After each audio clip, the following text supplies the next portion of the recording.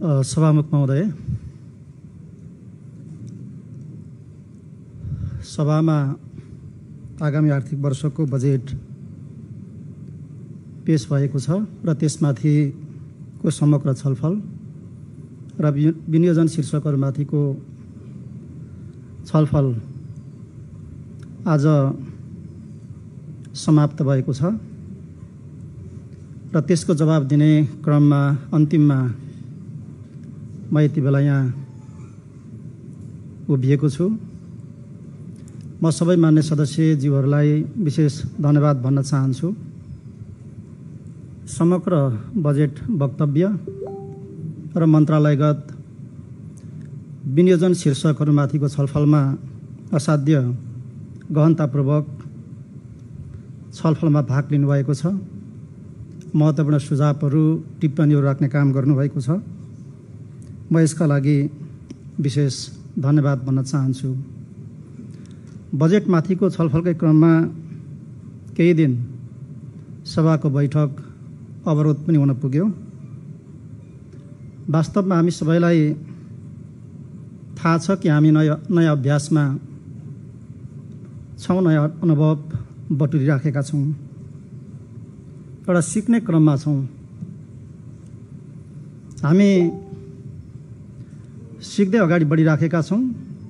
यो निरन्तर जारी छ र जारी रहन्छ। संसदीय अभ्यासको हाम्रो इतिहास देशमा लामो भएको भए तापनि हामी यस प्रणालीमा, यस संरचनामा हामी सबै नयाँ छौँ। 2056 सालदेखि 74 सालसम्म अर्थात् प्रदेश सभाको चुनाव हुनु अगावैसम्म म केन्द्रीय संसदमा थिएँ। आज यहाँ छु।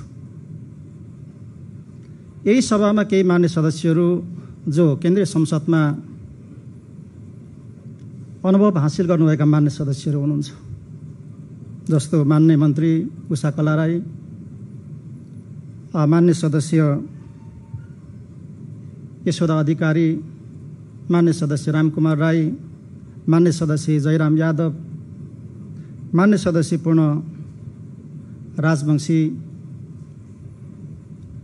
संविधान सभामा केन्द्रीय संसदमा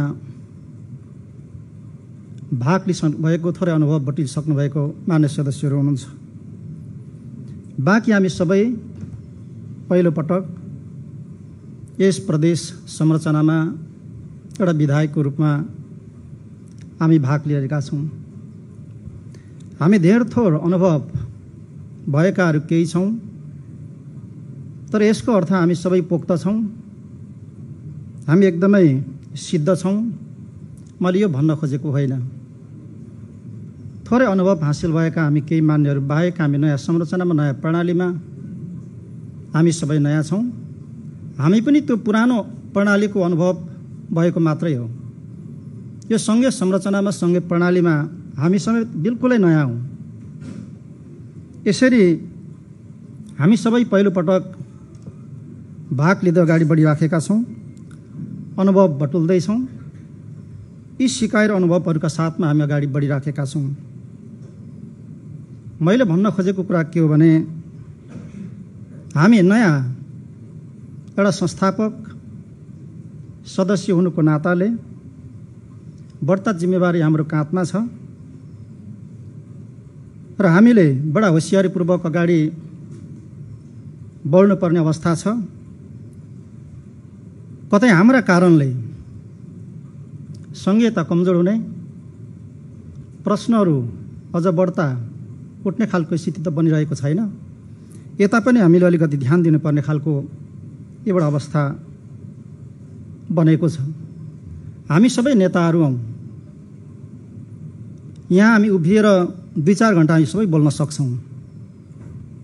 हामी धारा प्रवाह सबै कुरा राख्न सक्छौँ, तर हामीलाई त्यो अनुमति यस सभामा, यस सालमा हामीलाई छैन। 3 मिनट, 5 मिनट, बढीमा 8-10 मिनटको सीमाभित्र बसेर हामीले बोल्नुपर्ने हाम्रो बाध्यता छ। हर बखत, हर क्षण, हर समय यहाँ संविधान, कानुन र नियम लागू हुन्छ, त्यो आकर्षित हुन्छ।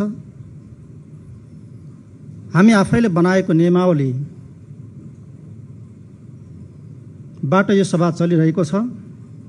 यहाँ बोल्न हुने नहुने सबै कुराहरूको सीमा हुन्छ।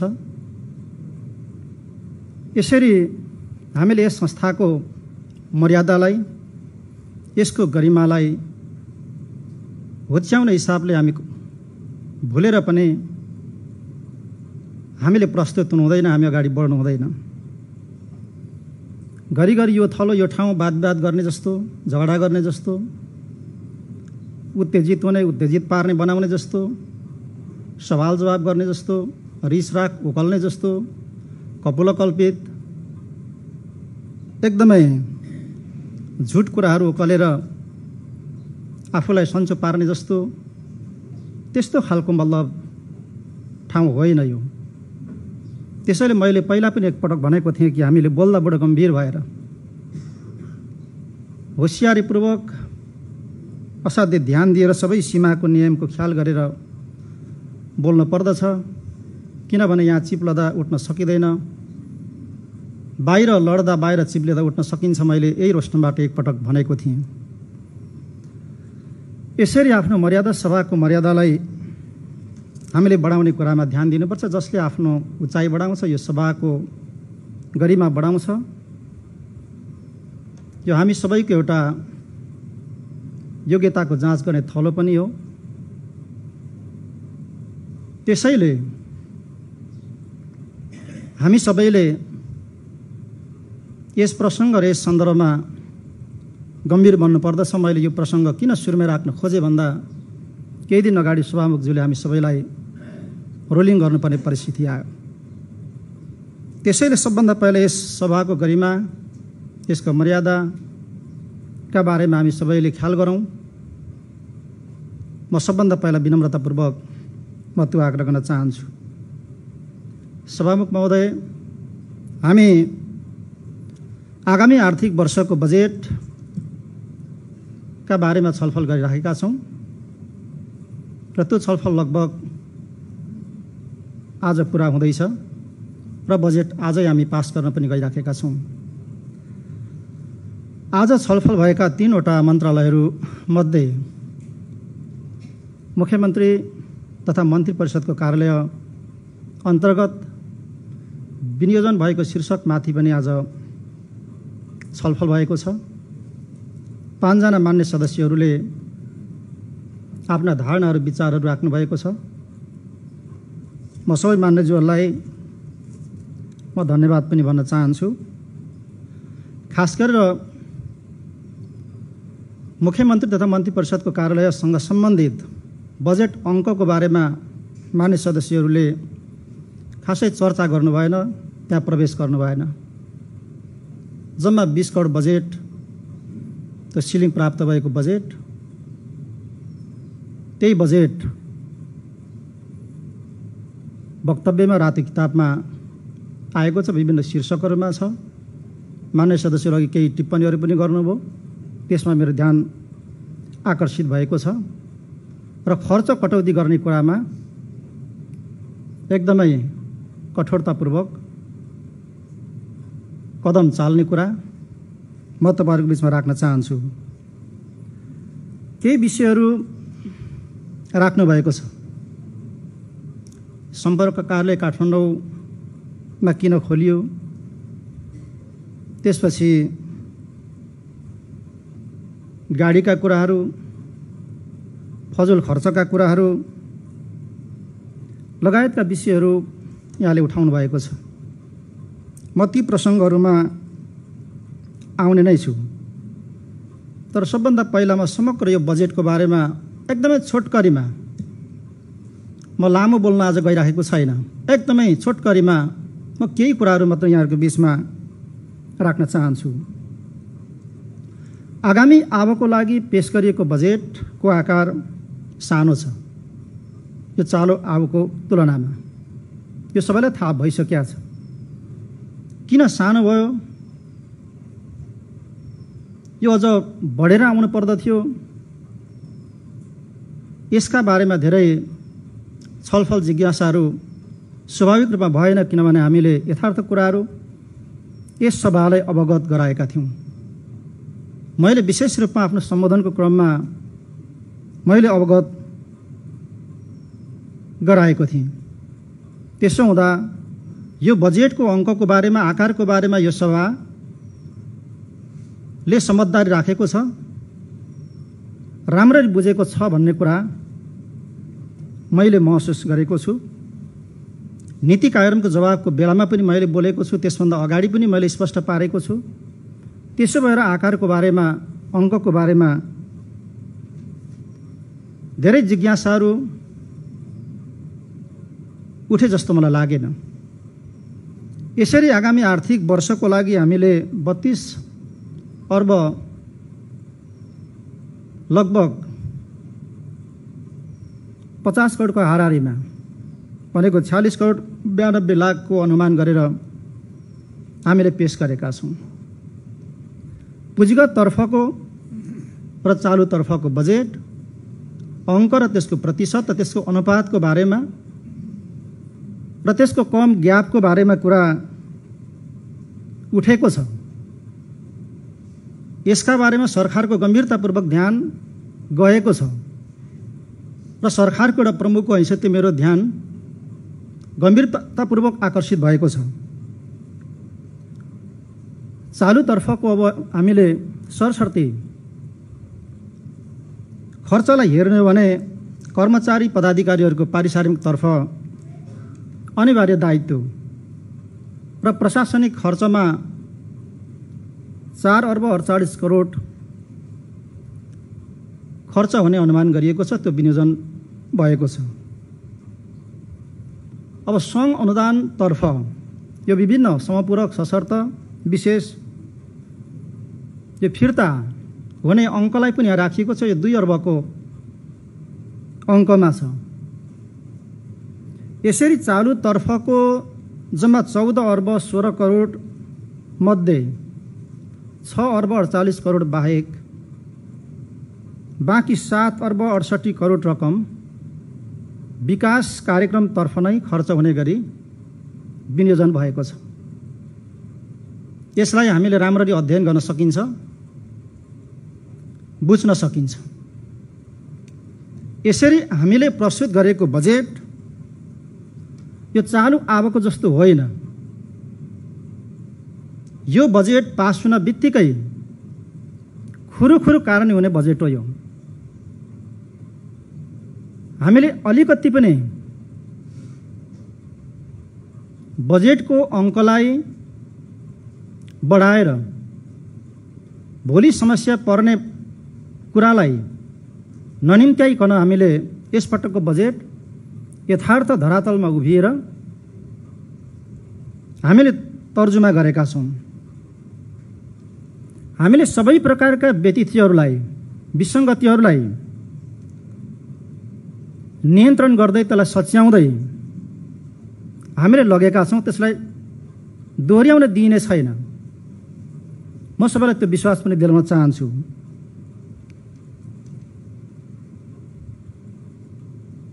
र म यहाँहरूलाई भन्न चाहन्छु कि आज पनि कुरा उठेको छ। यो सभामा धेरै मान्य सदस्यले कुरा उठाउनु भएको छ। चालुतर्फको खर्च बढिराखेको छ, पुँजीगत तर्फको विकास खर्च चाहिँ जस्ताको तस्तै अथवा घटिराखेको छ। यहाँले उठाउनुभएका कुराहरूको म त सम्मान पनि गर्न चाहन्छु र म यहाँलाई विश्वास दिलाउन चाहन्छु कि चालुतर्फको बजेटमा जे शीर्षकमा यहाँले सुझाव गर्नुभएको छ, मान्य राजेन्द्र राईले आज पनि बताउनु भयो कि सवारी साधनहरूको कुरामा, फजुल खर्चहरूको आधारमा, पर्दाका कुरा, फर्निचरका कुरा आदि इत्यादिका कुराहरूमा हामी खर्चहरूलाई कटौती गर्न सक्छौँ, हामी यसलाई कम गर्न सक्छौँ र पुँजीगत तर्फको खर्च हामी वृद्धि गर्न सक्छौँ। हामीलाई थाहा छ हाम्रा प्राथमिकताहरू के हुन्। हामीले बहुवर्षीय आयोजनाहरू सुरु गरेका छौँ, ग्रामीण मुख्यमन्त्री सडकहरू सुरु गरेका छौँ। हामीलाई निर्वाचन क्षेत्रमा हामीले पठाउने गरेको बजेट हाम्रो कम भइराखेको छ, त्यसलाई बढाउनु पर्ने खालको चाहिँ अवस्था छ देखि लिएर थुप्रै मतलब चाहिँ सडक पुल, खानेपानी, सिँचाइ, खेलकुद, भवन लगायतका चाहिँ योजनाहरूमा हामीलाई बजेटको अभाव छ। हामी तत्त शीर्षकहरूमा आज बजेट हामी पास गर्छौँ। जसरी हिजो सुरुमै हामीले खर्च कटौती गर्ने कदम हामीले चाल्यौँ, बजेटको असन्तुलनलाई एउटा ब्यालेन्समा ल्याउनको निम्ति हामीले कठोर एउटा कदम हामीले चाल्यौँ। त्यति बेला हाम्रो पूर्व आर्थिक मामला मन्त्री यही हुनुहुन्छ। सुरुमै आर्थिक मामला मन्त्रालयबाट चिठी पत्र सबै मन्त्रालय काट्ने काम भयो। यसरी हामी अगाडि बढेका थियौँ। त्यसो हुनाले पुँजीगत तर्फको हाम्रो विकासतर्फको बजेट 1 रुपैयाँ पनि तलमाथि हुँदैन। हाम्रो प्रयास बढाउनेमा रहन्छ। चालुतर्फको फजुलतर्फको खर्च कटाएर कटौती गरेर कति मतलब कठोर हुन सकिन्छ त्यति धेरै कठोरताका साथ कदम चालेर हामी त्यस्ता खर्चहरूलाई कटौती गर्न चाहन्छौँ र पुँजीगत तर्फको खर्च हामी बढाउन चाहन्छौँ। म मान्य सदस्यज्यूहरूलाई म त्यो विश्वास दिलाउन चाहन्छु र त्यो प्रतिबद्धता म यस सभामा व्यक्त गर्न चाहन्छु। अब एउटा विषय सायद सुरुमा यो मान्य सदस्यले उठाउनु भएको थियो। प्रदेशको बजेट ऋणात्मक अवस्थामा छ, बजेट घटिरहेछ अनि यो प्रदेशको आर्थिक वृद्धि दर चाहिँ 6% हुने कुरा के भने हो यो सरकारले भन्ने कुरा एउटा उठेको थियो। सायद त्यसको जवाफ हाम्रो आर्थिक मामला मन्त्रीले दिइसक्नु भएको छ। यो बुझेर वा नबुझेर कुन प्रकारले मलाई चाहिँ प्रश्न उठ्यो मलाई लाग्छ लगभग यो स्पष्ट चाहिँ भइसकेको हुनुपर्दछ। यद्यपि म अलिकति थोरै यसमा समय लिन चाहन्छु। हामीले आगामी आर्थिक वर्षका लागि बजेटमा जुन प्रकार नेपाल सरकारले आगामी वर्षको लागि आर्थिक वृद्धि दर चाहिँ 6.5% को हाराहारीमा रहने विवरण नेपाल सरकारले सार्वजनिक गरेको छ। नेपाल सरकारले आर्थिक वृद्धि दरको निर्धारण वा अनुमान गर्दा देशभरको अथवा सातै प्रदेशको विवरण अनुसार औसतमा उसले निर्धारण गर्ने गर्छ। यो हामी सबैलाई चाहिँ थाहा छ। अब अरू प्रदेशको तुलनामा हाम्रो प्रदेश नम्बर 1 आर्थिक सामाजिक परिसूचकहरूमा बागमती प्रदेशभन्दा केही न्यून र अन्य सबै प्रदेशहरूभन्दा चाहिँ राम्रो रहेको कुरा पनि हामी सबैलाई थाहा छ। यसरी कोभिड-19 को यो लकडाउनको समयमा पनि हामीले आवश्यक सावधानी अपनाएर काम गर्न सक्दा, खोपलाई अधिकतम मतलब नागरिकहरू बीचमा हामीले पुर्याउन सक्दा क्रमशः मतलब हाम्रो आर्थिक गतिविधि र क्रियाकलापहरू सञ्चालन हुँदै जाने क्रममा हामीले त्यो लक्ष्य हासिल गर्नको निम्ति त्यस प्रकारको एउटा वातावरण तयार हुने कुराको हामीले अनुमान गरेका छौँ। यस प्रदेशमा राष्ट्रिय गौरवका आयोजनाहरू मैले नाम लिइरहनु पर्दैन। थुप्रै राष्ट्रिय गौरवका आयोजनाहरू मध्य पहाडी लोकमार्गदेखि लिएर महत्त्वपूर्ण मतलब आयोजनाहरू सञ्चालनमा छन् र यी आयोजनाहरूको कार्यान्वयन पनि तीव्र गतिमा अगाडि बढ्नेछ र त्यसले पनि ती आयोजनाहरूको कार्यान्वयनबाट र प्राप्त मतलब चाहिँ परिणामहरूबाट प्रक्षेपित एउटा आर्थिक वृद्धि दर चाहिँ हासिल हुने हामीले अनुमान गरेका छौँ। यसरी सिङ्गो मतलब देशको अर्थतन्त्रमा 15.8% हाम्रो प्रदेशको योगदान रहेको छ। यसरी सबै कुराहरूलाई हामीले विश्लेषण गर्दा अनुमान गर्दा यी सबै सूचकहरूलाई हामीले केलाउँदा हामीले 6% को चाहिँ हामीले त्यस प्रकार चाहिँ अनुमान गरेका हौँ। त्योभन्दा बढ्ता वृद्धि हुन सक्ने एउटा अनुमान पनि गर्न सकिन्छ। म यसका बारेमा म यति कुरा राख्न चाहन्छु। त्यसपछि म आज उठेका केही मतलब विषय र प्रसङ्गहरूलाई म स्पष्ट पार्न चाहन्छु। एउटा सामान्य कुरा जस्तो लाग्छ मलाई, यो सम्पर्क कार्यालयको जुन कुरा उठेको छ यो मलाई व्यक्तिगत रूपमा चाहिएर आवश्यक परेर यो कार्यालय खोलिएको होइन। यो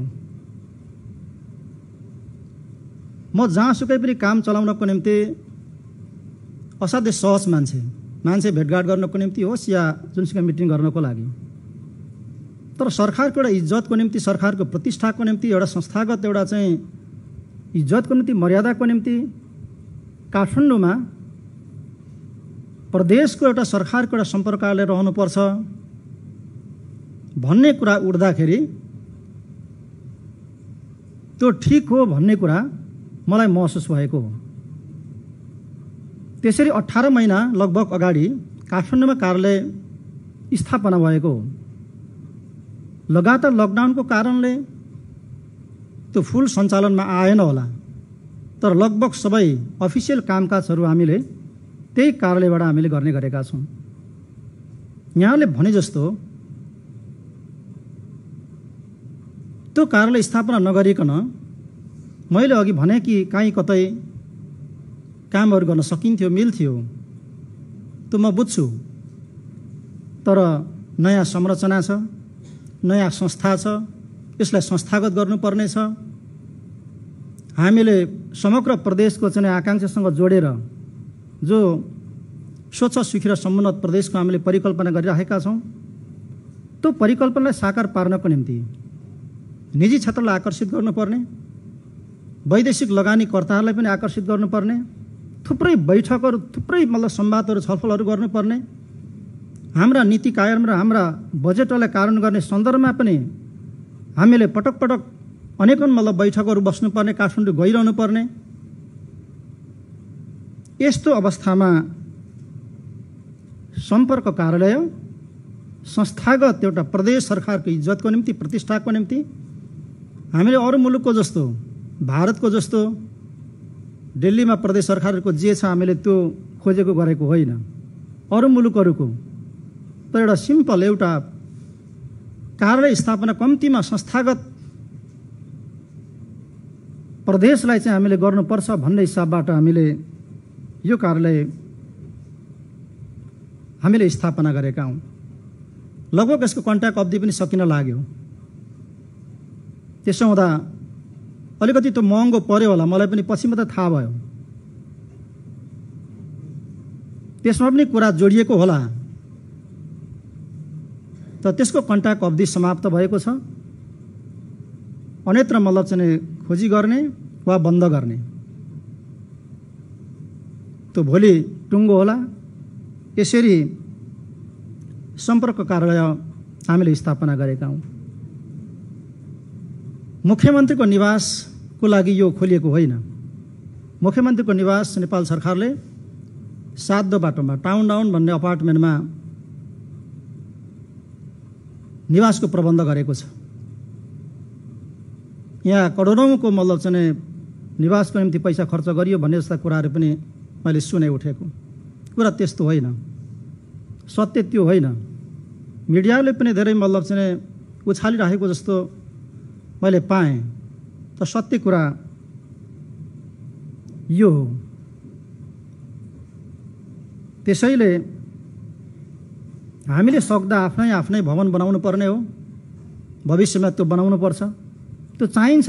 आज म छु मुख्यमन्त्री, भोलि तपाईँहरू आउनुहुन्छ, मन्त्रीहरू तपाईँहरू आउनुहुन्छ, भोलि काठमाडौँमा चाहिन्छ कार्यालय। अहिले तपाईँ हामीले जे कुरा गर्यो त्यो हिसाबले चल्दैन। त्यो सक्दा त भव्य भवन किनेर हामीले चलाउनु पर्ने हो, जग्गा आफैले किनेर आफ्नै डिजाइनमा बनाउनु पर्ने हो, प्रदेशको पहिचान झल्कने गरिकन। तर त्यो सम्भव छैन। त्यसैले यो सम्पर्क कार्यालयको बारेमा म यति कुरा राख्न चाहन्छु।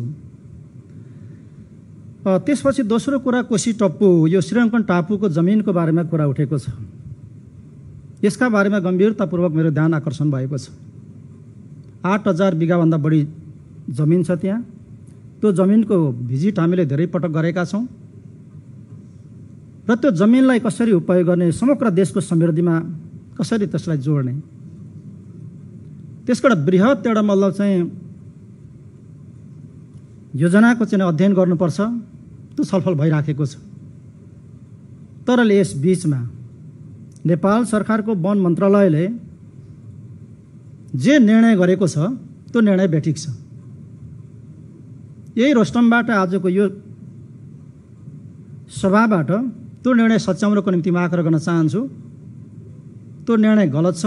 त्यो निर्णय सच्याउनुपर्छ। भूमि समस्या समाधान आयोग बनेको छ, त्यसले अध्ययन गर्दैछ र त्यहाँ भएका नागरिकहरू वास्तविक सुकुम्बासी वा अरू प्रकृतिका ती सबै नागरिकहरूको उचित व्यवस्थापन गर्ने काम सरकारले गर्नुपर्छ। त्यो आयोग मार्फत हुन्छ। एउटा विस्तृत मतलब चाहिँ अध्ययनको आधारमा त्यो ठाउँको उपयोग कसरी गर्न सकिने हो, त्यस प्रकारको अध्ययन, त्यस प्रकारको योजना पश्चात मात्रै त्यस ठाउँलाई हामी उपयोग गर्न सक्दछौँ। त्यसको निम्ति पर्याप्त 3टा तहका सरकारको बीचमा छलफल हुन आवश्यक छ, परामर्श हुन आवश्यक छ, अध्ययन आवश्यक हुन्छ। त्यस प्रकार हामीले अगाडि बढ्नुपर्छ। यसमा प्रदेश सरकारको संलग्नता छैन। अब केही प्रसङ्गहरू यहाँ मैले सुने, अब ती के हुन् म अध्ययन गरौँला। प्रदेश सरकारको पनि केही त्यहाँ संलग्नता छ आदि इत्यादि भने जस्ता कुराहरू मैले सुने।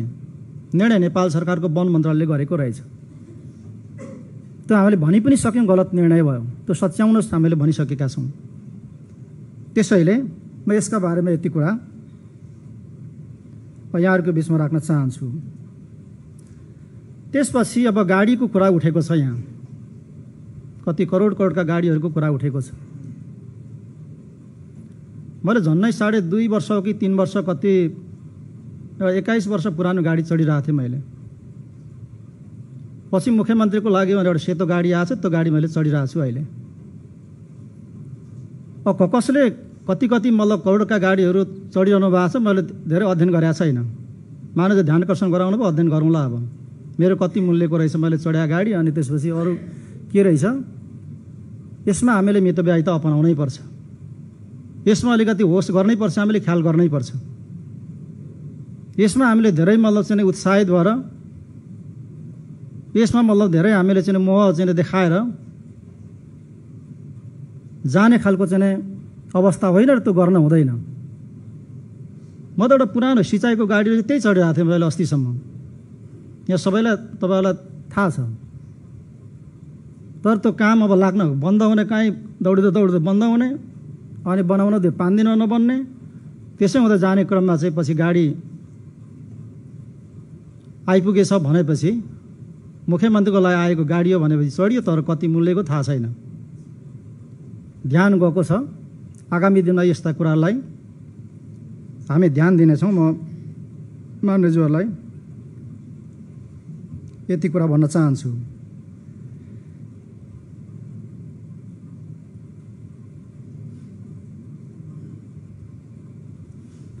त्यसपछि मान्य सदस्यज्यूहरूले अर्को धनकुटा सम्पर्क कार्यालयको पनि कुरा मान्य सदस्यज्यूले एकदम गम्भीरतापूर्वक उठाउनु हो। हामीले धनकुटामा सम्पर्क कार्यालय हामीले खोलेकै हो। हामीले मतलब नियमित रूपमा त्यहाँ गएर हामीले क्याबिनेट बैठकहरू राख्न सकेनौँ। त्यो परिस्थिति पनि अनेक ढङ्गले विकास हुँदै गयो। हामीले सोचेको एकातिर थियो, तर परिस्थिति अनेक ढङ्गले चाहिँ विकसित हुँदै जाने क्रममा हामीले व्यवस्थित ढङ्गबाट हामीले ती कार्यालयलाई सञ्चालन ल्याउन सकेनौँ। त्यो सत्य हो। तर त्यो अफिसलाई हामीले व्यवस्थित बनाउनै पर्छ। पहाडी जिल्लाहरू खास गरेर तेह्रथुम, सङ्घसभा, भोजपुर, धनकुटाको एउटा त्यो सम्पर्क एउटा विशेष केन्द्रको रूपमा त्यसलाई अगाडि बढाउनुपर्छ। जीवन्त रूपमा त्यहाँको नागरिकहरूसँग, स्थानीय मतलब सरकारहरूसँग प्रत्यक्ष रूपमा संवाद गर्ने, छलफल गर्ने, बहस गर्ने, एउटा अन्तर्क्रिया गर्ने एउटा महत्त्वपूर्ण थलोको रूपमा त्यसलाई हामीले सञ्चालन गर्नुपर्छ। आगामी दिनमा ती कुराहरूलाई हामी ध्यान दिनेछौँ। अब बाँकी अरू कुराहरूको म जवाब म दिन चाहन्न। अब कतिपय कुराहरू अब हाउसमा अब स्वाभाविक रूपमा अब कुन हिसाबले उठिरहेछन् विषयहरू त्यो मैले आफूले पनि बुझिरहेको छु, सबै मान्य सदस्यज्यूहरूले पनि त्यो कुनै न कुनै हिसाबले बुझिरहनु भएको छ। त्यसैले अब सवाल जवाब गर्ने हिसाबमा म यहाँ प्रस्तुत हुन चाहन्न।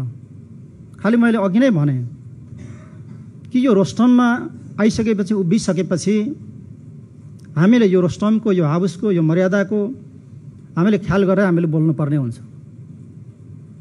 त्यत्तिकै बनावटी कुराहरू गरेर आफूलाई मतलब चाहिँ आनन्द दिलाउने खालका कुरा बोलेर त्यसको केही अर्थ हुँदैन।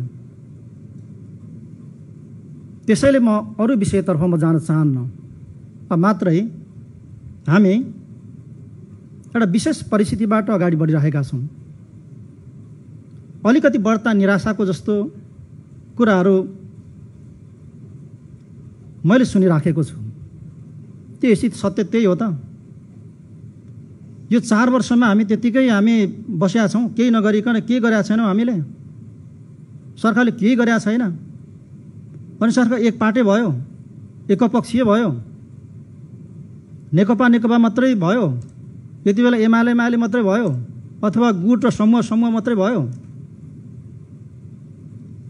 दुनियाँले थाहा हुने गरिकन हामीले एउटा नीतिमा, एउटा सिद्धान्तमा, एउटा मापदण्डमा हामीले विशेष परियोजनाहरूलाई हामीले अगाडि बढाएका छौँ। हिमाल पहाड तराई, यो पार्टी त्यो पार्टी हामीले भनेका छैनौँ। होला त्यो मलाई पनि त्यो महसुस भइराखेको छ कि बजेटको असन्तुलन भइराखेको छ विभिन्न कारणले।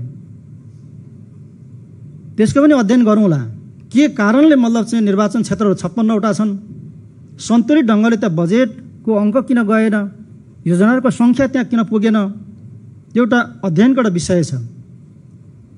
तर यो 2 वर्ष यता छिटफुट कहीँबाट छिराइएको होला, तर बाँकी नीतिगत रूपमै